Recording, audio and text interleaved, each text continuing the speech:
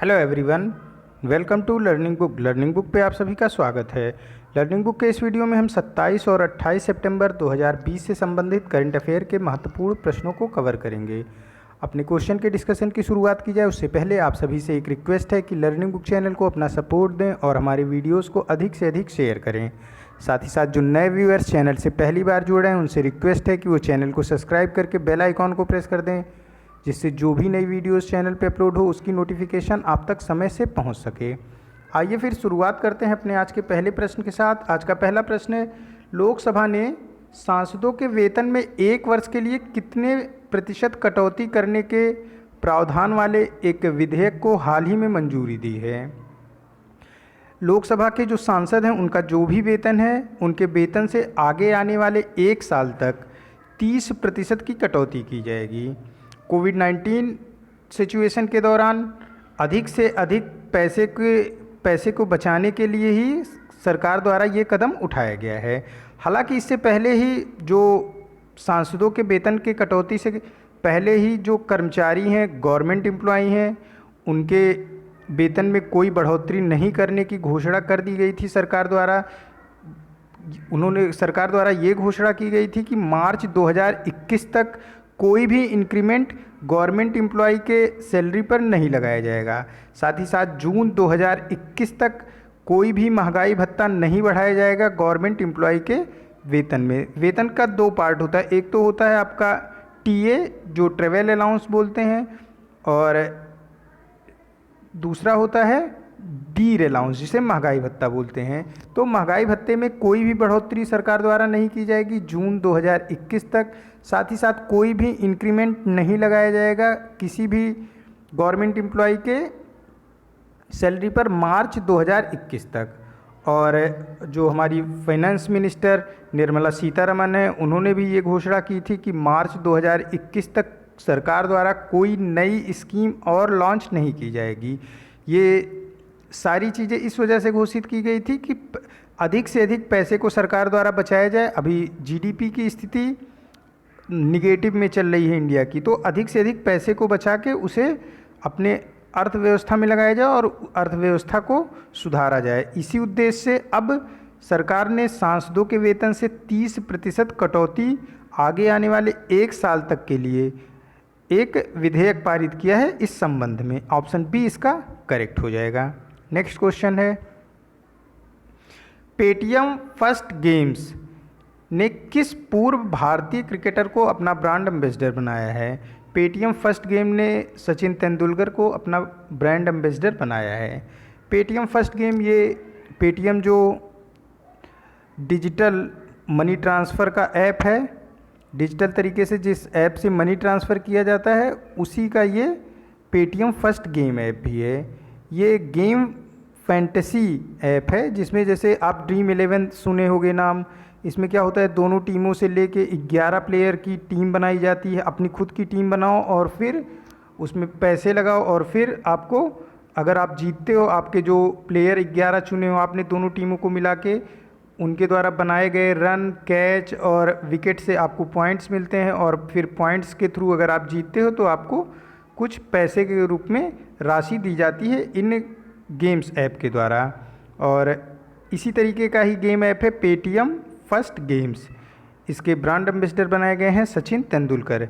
Dream 11 भी, ये भी गेम फैंटेसी ऐप है, इसके ब्रांड एम्बेसडर धोनी हैं। 9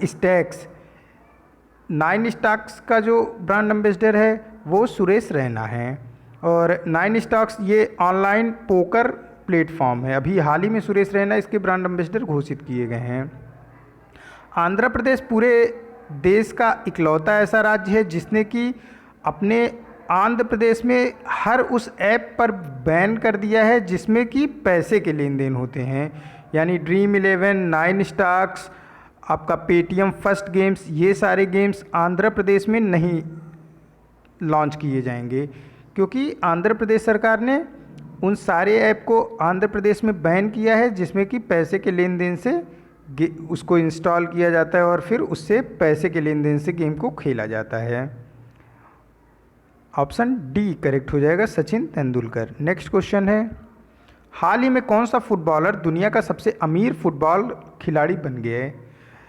सबसे अमीर फुटबॉल खिलाड़ी हैं लियोन मेसी, ये अर्जेंटीना के प्लेयर हैं। ऑप्शन बी करेक्ट हो जाएगा।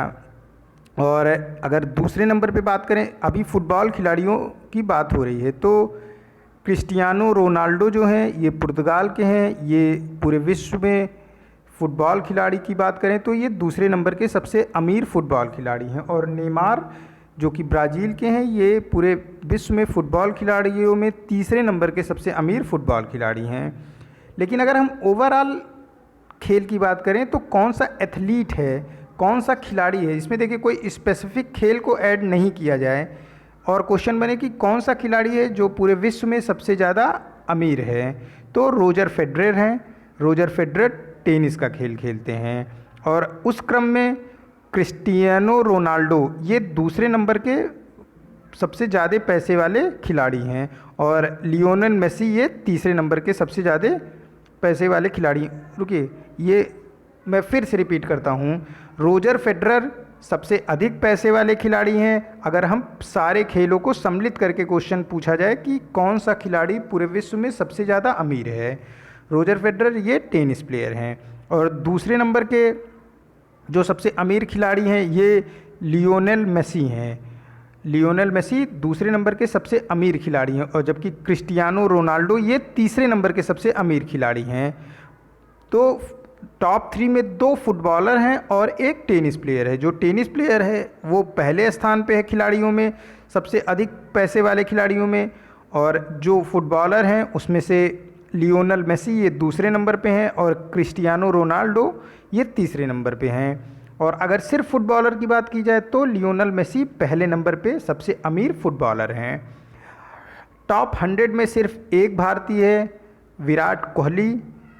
सबसे अधिक पैसे वाले खिलाड़ियों की अगर बात की जाए तो उसमें टॉप 100 की जो लिस्ट है उसमें सिर्फ और सिर्फ एक भारतीय है जिसका नाम है विराट कोहली, भारतीय क्रिकेट टीम के कप्तान। और अगर हम ओवरऑल बात करें, सिर्फ खेल और किसी चीज़ की स्पेसिफाई ना किया जाए क्वेश्चन में, तो सबसे अधिक अमीर जेफ बेजोस हैं, ये अमेजोन के फाउंडर हैं। और मुकेश अंबानी जो कि भारतीय हैं, ये 5वें सबसे अमीर व्यक्ति हैं पूरे दुनिया में। ये लिस्ट जारी की जाती है प्रत्येक वर्ष फोर्ब्स द्वारा। ये फोर्ब्स लिस्ट जो जुलाई 2020 में जारी की गई है उसके अनुसार मैंने आपको बताया कि जेफ बेजोस सबसे अमीर खिलाड़ी हैं, ये अमेजोन के फाउंडर हैं। और मुकेश अंबानी पूरे विश्व में 5वें सबसे अमीर व्यक्ति हैं और एशिया के ये सबसे ज़्यादा अमीर व्यक्ति हैं। यहाँ पे ऑप्शन बी करेक्ट हो जाएगा। नेक्स्ट क्वेश्चन है, केंद्रीय संस्कृति मंत्रालय ने प्राचीन भारतीय संस्कृति का अध्ययन करने के लिए कितने सदस्यीय समिति का गठन किया है? केंद्रीय संस्कृति मंत्रालय ने प्राचीन भारतीय संस्कृति का अध्ययन करने के लिए कुल 16 सदस्यीय एक समिति का गठन किया है। इस 16 सदस्यीय समिति के जो अध्यक्ष हैं उनका नाम है के.एन. दीक्षित। के.एन. दीक्षित भारतीय पुरातत्व सोसाइटी के भी अध्यक्ष हैं और वही इस 16 सदस्यीय टीम के अध्यक्ष भी हैं। और जो ये समिति बनाई गई है इसका ये काम है कि पिछले 12,000 सालों से और अब तक जो भारतीय संस्कृति है उससे संबंधित प्रत्येक पहलुओं पर अध्ययन करे और एक रिपोर्ट तैयार करे। तो पिछले 12,000 साल से लेके अब तक के भारतीय संस्कृति के प्रत्येक पहलुओं पर अध्ययन करने के लिए इस समिति का निर्माण किया गया है। हमारे केंद्रीय संस्कृति और पर्यटन मंत्री प्रहलाद पटेल हैं। और केंद्रीय संस्कृति और पर्यटन मंत्रालय द्वारा जो कुछ स्कीमें चलाई जा रही हैं इसमें है देखो अपना देश। ये अभी हाल ही में एक वेबिनार लॉन्च किया गया, इस पे एक वेबिनार कार्यक्रम का आयोजन हुआ और ये गुजरात में आयोजन हुआ था देखो अपना देश वेबिनार का। साथ ही साथ स्वदेश दर्शन स्कीम ये भी केंद्रीय संस्कृति और पर्यटन मंत्रालय की स्कीम है। और रूरल टूरिज्म प्रोजेक्ट केंद्रीय संस्कृति और पर्यटन मंत्रालय द्वारा बिहार और केरला में लॉन्च किया गया है। रूरल टूरिज्म प्रोजेक्ट बिहार और केरला में लॉन्च किया गया है टूरिज्म मिनिस्ट्री के द्वारा। और हमारे टूरिज्म मंत्रालय के मंत्री हैं प्रहलाद पटेल। यहाँ पे ऑप्शन ए करेक्ट हो जाएगा। और इसके अध्यक्ष का भी नाम आप याद रखोगे, के.एन. दीक्षित। के.एन. दीक्षित ये भारतीय पुरातत्व सोसाइटी के भी अध्यक्ष हैं। नेक्स्ट क्वेश्चन है, हाल ही में किस देश ने अफगानिस्तान सरकार और तालिबान के बीच कतर दोहा में होने वाली अंतर अफगान वार्ता के शुरुआती समारोह में भाग लेकर तालिबान पर अपनी बदली रणनीति का संकेत दिया है? ये देश है भारत। भारत ने हिस्सा लिया अफगानिस्तान सरकार और तालिबान के बीच कतर में होने वाली अंतर अफगान वार्ता में। अंतर अफगान शांति वार्ता में भारत ने अपनी उपस्थिति दर्ज करा के ये बता दिया है कि उसने अपनी रणनीति बदल दी है तालिबान और अफगानिस्तान पर। भारत की उपस्थिति से यह श्योर हो गया है कि भारत ने तालिबान और अफगानिस्तान की जो अपनी फॉरेन पॉलिसी थी उसमें परिवर्तन किया है। और अभी कुछ दिनों पहले ही अमेरिकी सेना अफ़गानिस्तान से वापसी हो रही थी। अब अमेरिकी सेना अफ़गानिस्तान को छोड़ रही है धीरे धीरे। और इस दौरान पाकिस्तान की अफ़गानिस्तान से नज़दीकी की वजह से पाकिस्तान ने अमेरिका से संबंधों में अप्रत्यक्ष रूप से भारत से बढ़त हासिल कर ली थी। इन सब को देखते हुए भारत ने अपनी पॉलिसी को बदला है तालिबान और अफ़गानिस्तान के लिए। भारत ने अफ़गानिस्तान में ज़मीनी हकीकत एवं बदलते सत्ता ढांचा को देखते हुए भी अपनी रणनीति को बदला है। साथ ही साथ अमेरिका अफ़गानिस्तान से सेना वापस ले जाने के दौरान पाकिस्तान से अमेरिका की नज़दीकी बढ़ रही थी, उसको देखते हुए भी भारत ने अपनी फॉरेन पॉलिसी को तालिबान और अफ़गानिस्तान के लिए परिवर्तित किया है। तो ऑप्शन ए यहाँ पे करेक्ट हो जाएगा।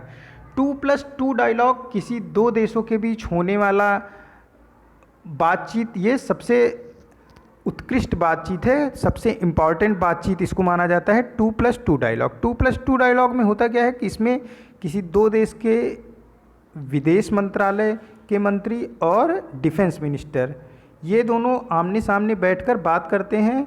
यानी सिर्फ इस 2+2 डायलॉग में 4 लोग ही होते हैं दो देशों के, एक डिफेंस मिनिस्टर, दूसरा फॉरेन मिनिस्टर। और 2+2 डायलॉग भारत अब अमेरिका के साथ करता है, जापान के साथ करता है। जापान के साथ अभी हाल ही में 2+2 डायलॉग भारत द्वारा शुरू किया गया है। और ऑस्ट्रेलिया, रशिया और यूएस के साथ भारत पहले से 2+2 डायलॉग करता है। नेक्स्ट क्वेश्चन है, हाल ही में किसे एक बार फिर दूसरे कार्यकाल के लिए राज्यसभा का उपसभापति चुना गया है? राज्यसभा का उपसभापति दूसरे कार्यकाल के लिए हरिवंश नारायण सिंह को चुना गया है।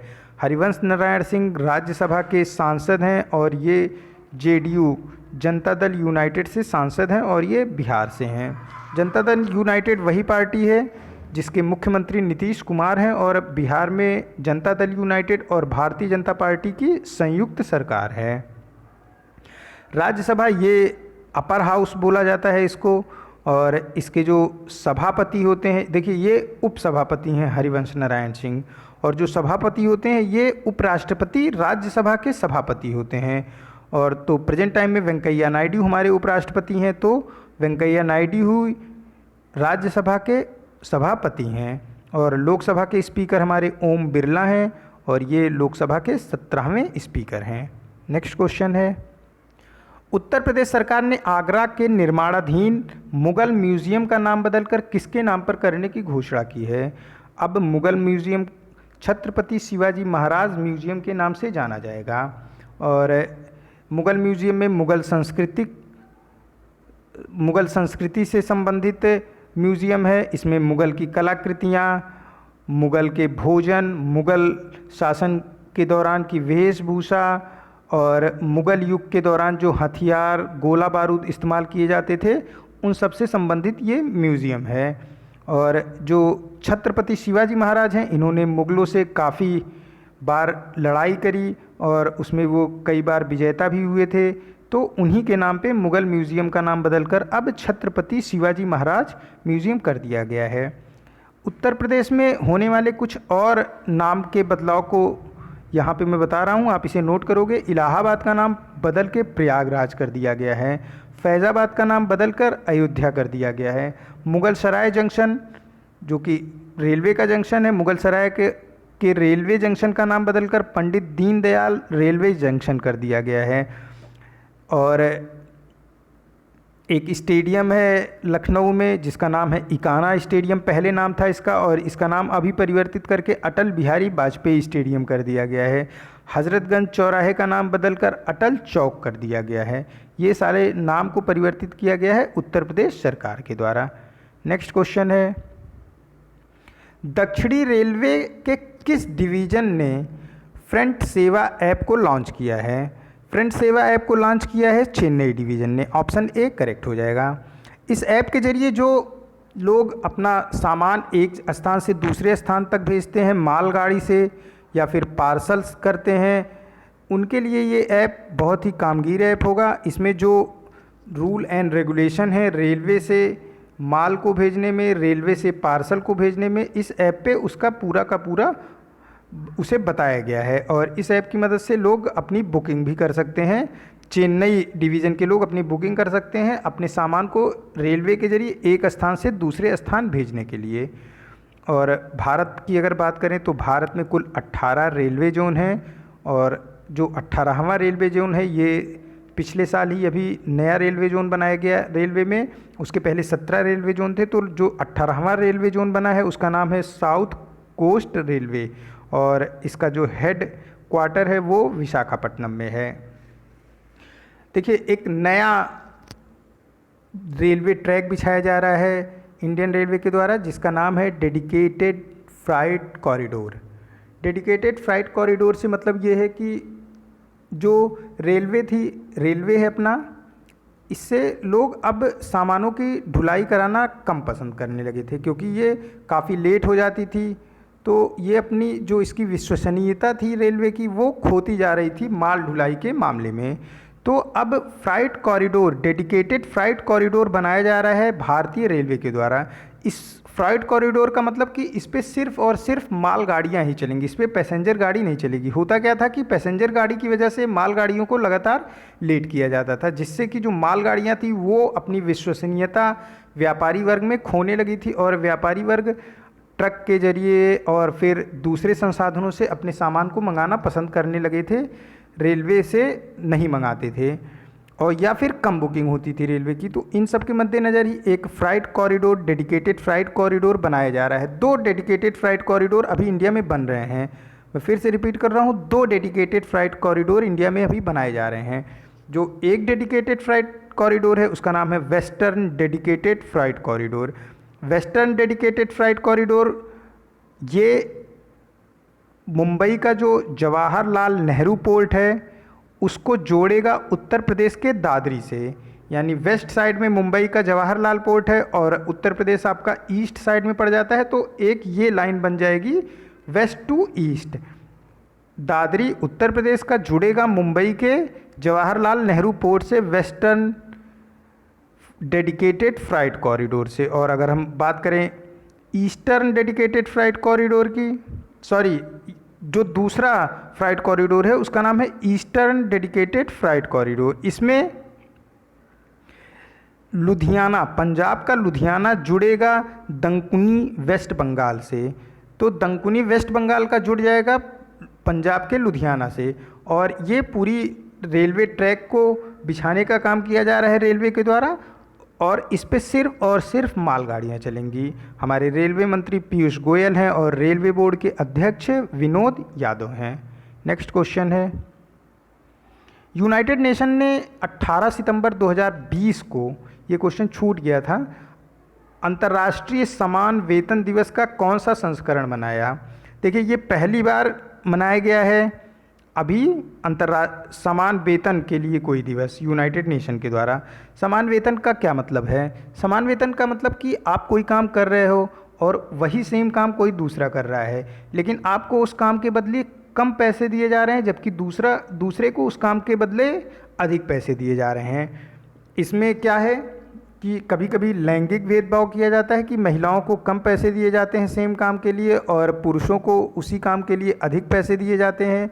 साथ ही साथ कई बार जो भर्ती प्रक्रिया होती है सरकार की, उसके ज़रिए भी ये भेदभाव किया जाता है।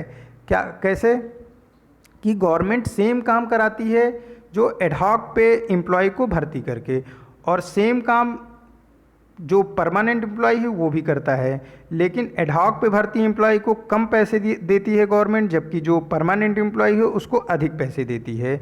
तो लैंगिक भेदभाव को समाप्त करने के लिए भर्ती प्रक्रिया के दौरान जो भी भेदभाव किए जाते हैं वेतन संबंधी, उन सबको समाप्त करने के लिए अंतर्राष्ट्रीय समान वेतन दिवस के रूप का पहला संस्करण यूनाइटेड नेशन के द्वारा 18 सितंबर 2020 को मनाया गया। ऑप्शन ए करेक्ट हो जाएगा। नेक्स्ट क्वेश्चन है, अमिताभ घोष जिनका हाल ही में निधन हो गया, ये किस क्षेत्र से संबंधित थे? अमिताभ घोष ये भारतीय रिजर्व बैंक के पूर्व गवर्नर थे और ये भारतीय रिजर्व बैंक के 16वें गवर्नर थे। और इनके बारे में एक बात और है कि ये सबसे कम समय के लिए भारतीय रिजर्व बैंक के गवर्नर बने थे, सिर्फ 21 दिनों के लिए। 15 जनवरी 1985 से लेकर 4 फरवरी 1985 तक 21 दिनों के लिए सबसे कम समय के लिए अमिताभ घोष भारतीय रिजर्व बैंक के 16वें गवर्नर बने थे और 90 वर्ष की आयु में इनका भी निधन हो गया, इसी वजह से ये चर्चा में है। ऑप्शन ए करेक्ट हो जाएगा। प्रेजेंट टाइम में हमारे रिजर्व बैंक ऑफ इंडिया के गवर्नर शक्तिकांत दास हैं और ये भारतीय रिजर्व बैंक के 25वें गवर्नर हैं, 25वें गवर्नर हैं। नेक्स्ट क्वेश्चन है, किस अंतर्राष्ट्रीय सूचना प्रौद्योगिकी संस्थान Indian Institute of Information technology ने अपनी तरह का पहला हेलमेट वेंटिलेशन डिवाइस श्वासनेर विकसित किया है? श्वासनेर को विकसित किया है IIIT भुवनेश्वर ने। ऑप्शन सी करेक्ट हो जाएगा। कोविड-19 पेशेंट को वेंटिलेटर की कमी से होने वाली डेथ पर रोक लगाने में ये श्वासनेर सक्षम है और ये श्वासनेर हाइपरबोरिक ऑक्सीजन थेरेपी पर काम करता है। ये क्या है हाइपरबोरिक oxygen therapy?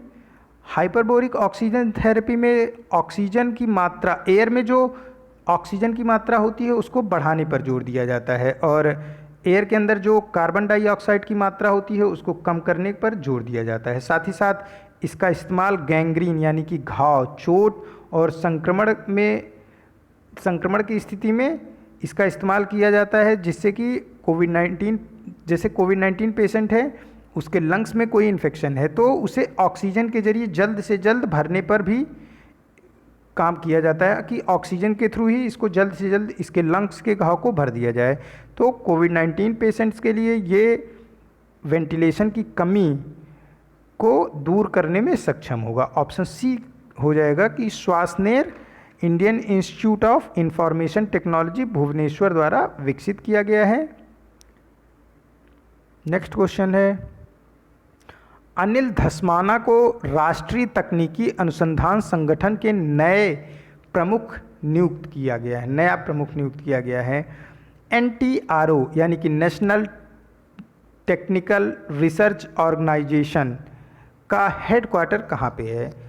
National technical research organisation का हेडक्वार्टर नई दिल्ली में है और नेशनल टेक्निकल रिसर्च ऑर्गेनाइजेशन ये भारत की एक टेक्निकल इंटेलिजेंस एजेंसी है। ये टेक्निकल इंटेलिजेंस एजेंसी है और प्रधानमंत्री ऑफिस का नेशनल सिक्योरिटी एडवाइज़र का जो काउंसिल है, नेशनल सिक्योरिटी काउंसिल, इसकी पेरेंटल ऑर्गेनाइजेशन है, यानी कि NTRO नेशनल सिक्योरिटी एडवाइज़र के अधीन कार्य करता है और हेडक्वार्टर नई दिल्ली में है। ऑप्शन सी करेक्ट हो जाएगा और हमारे national security adviser Ajit Doval हैं। नेक्स्ट क्वेश्चन है, किस राज्य सरकार ने ITI प्रशिक्षकों के व्यावसायिक प्रशिक्षण के लिए गोवा प्रबंधन संस्थान के साथ समझौता किया है? गोवा प्रबंधन संस्थान के साथ समझौता गोवा की ही सरकार ने किया है। ऑप्शन ए करेक्ट हो जाएगा। गोवा की राजधानी पणजी है और प्रमोद सावंत गोवा के चीफ मिनिस्टर हैं, ये भारतीय जनता पार्टी के हैं। गोवा के बारे में एक ख़ास बात यह है कि गोवा भारत का वह राज्य है जो सबसे बाद में आज़ाद हुआ और गोवा आज़ाद हुआ, गोवा भारत का अभिन्न अंग बना 1961 में। 1961 से पहले तक गोवा ये पुर्तगालियों के अधीन था। 1961 में भारतीय सेना ने गोवा को पुर्तगाल से मुक्त कराया था। तो सबसे बाद में आज़ाद होकर भारत में मिलने वाला राज्य कौन सा है? ये गोवा है और गोवा की सरकार ने ही ITI प्रशिक्षकों के व्यावसायिक प्रशिक्षण के लिए गोवा प्रबंधन संस्थान के साथ समझौता किया है। नेक्स्ट क्वेश्चन है, किस राज्य ने महिलाओं के समूह को ब्याज मुक्त ऋण प्रदान करने के लिए मुख्यमंत्री महिला उत्कर्ष योजना की शुरुआत की है? मुख्यमंत्री महिला उत्कर्ष योजना की शुरुआत की है गुजरात ने। ऑप्शन ए करेक्ट हो जाएगा। इसमें जो सेल्फ हेल्प ग्रुप होते हैं महिलाओं के, सेल्फ हेल्प ग्रुप किसी का भी हो सकता है, स्वयं सहायता समूह महिलाओं का होता है, उनको मुख्यमंत्री महिला उत्कर्ष योजना के तहत मुफ्त ऋण प्रदान किया जाएगा। और गुजरात सरकार ने में 2 नए फ्लाईओवर बना रहे हैं गुजरात के अहमदाबाद में।